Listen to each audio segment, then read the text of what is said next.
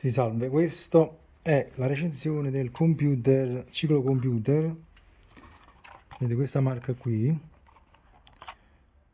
Corostro, che costa intorno a 15-18 euro a seconda dello sconto. All'interno escono le fascette, le due batterie CR2032, il contachilometri, poi l'adesivo, questo va sul manubrio e poi c'è l'adesivo che va sulla ruota, c'è il libretto di istruzioni in italiano. Qui vedete c'è il sensore con l'adesivo che vedete qui in mezzo tra di questa parte qui, ma più stabile. Qui ho messo le due fascette, la batteria si mette da questo lato, qui non c'è il solito aggancio, lo sgancio con la moneta, basta tirare qui, si apre il coperchietto, c'è un altro coperchietto di plastica circolare, si leva, si infila la batteria, si mette il coperchietto circolare e poi si avvita, si incastra questo qui. E questo è il sensore, vedete, l'ho agganciato ai due raggi. Appena inserita la batteria all'interno del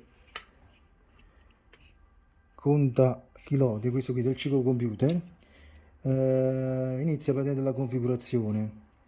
Prima quindi di installare il sensore sulla forcella e il magnete deve essere praticamente a 60 cm dal tachimetro, quindi la distanza tra il sensore sulla forcella e il ciclo computer sul manubrio deve essere massimo 60 cm, mentre la distanza del sensore e il magnete deve essere praticamente di circa 1,5 cm e può essere posizionato il sensore sia da una parte che dall'altra, quindi in entrambi i casi, sia dal lato batteria che dal lato non batteria. Appena acceso vi chiede di memorizzare la prima cosa il raggio della ruota e c'è praticamente, vedete, una tabella sul libretto di istruzioni. La mia non è presente perché ho un Icon 29 2.2, qui c'è la 2.1 e 2.3, quindi bisogna inserire in questo caso un valore intermedio tra 2288 e 2326. Qui ci sono tutte le altre circonferenze.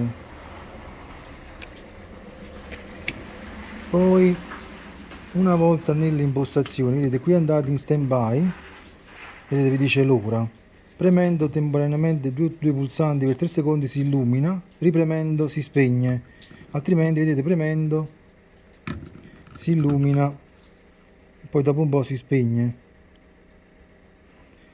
Per quanto riguarda le varie funzioni, allora innanzitutto poi dopo aver impostato la ruota vi chiede di impostare per il calcolo della caloria prima i chilometri o le miglia, poi il calcolo della caloria, il peso potete inserire tra 20 kg e 199 kg. Poi c'è anche una chiave inglese. Questa chiave inglese è una specie di promemoria per la manutenzione. Potete scegliere praticamente tra 200, 400, 600, 100 km premendo il tasto destro, quindi il tasto set. Una volta quindi che avete raggiunto poi 200 o quindi 400, 600, potete quindi praticamente premere il tasto mode per impostare la modalità orologio. Anche qui poi c'è la modalità orologio 12-24 ore, dovete impostare ovviamente con il tasto sempre mode, andate nell'ora, premete set, andate nei minuti, impostate il minuto, premete mode. Per cambiare le funzioni quindi basta praticamente premere il tasto mode, vedete andate odometro, poi c'è questo è il tempo di percorrenza, poi c'è, vedete, anche la distanza. Dal modo si fa a tempo di percorrenza e odometro. Con set invece vedete cliccare distanza, velocità massima, velocità media, il tempo totale, e questo SV è il cronometro. DST mostra la distanza per il singolo viaggio, fa da 0.001 a 9.999 km. MXS invece mostra la velocità massima di marcia durante il viaggio. Quindi per azzerare basta premere il tasto 7 per 3 secondi, il valore diventerà 0, così come il valore della DST, quindi della distanza, AVS che sarebbe la velocità media durante il viaggio, e TM, che rappresenta invece il tempo cumulativo del singolo viaggio. Poi altre funzioni che abbiamo è questo CDD, che praticamente sotto la modalità CDD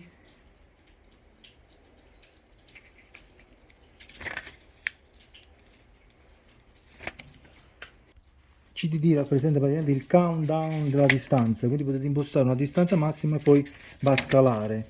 Invece poi CDD è il tempo invece di countdown, Cal invece sono il livello di calorie, FAT la misurazione del consumo di grassi, poi c'è TEM che è la temperatura, vedete in questo caso porta 24,5, e poi porta anche l'indicatore di batteria scarica sotto i 2,5 volt che avvisa.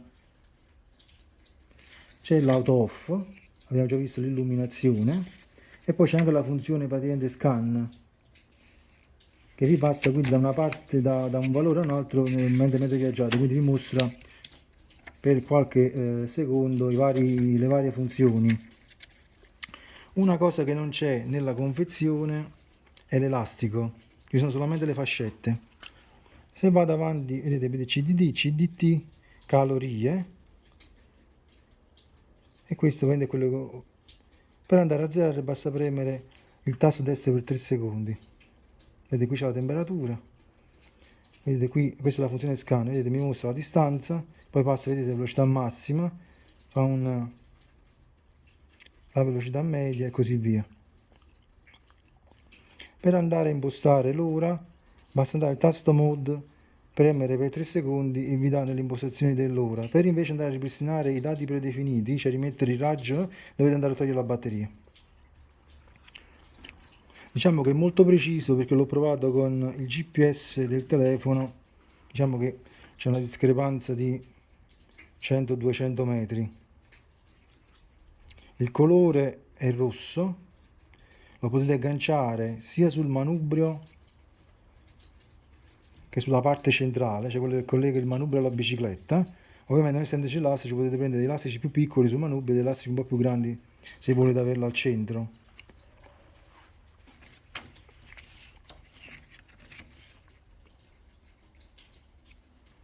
Mi sembra di aver detto tutto, alla prossima.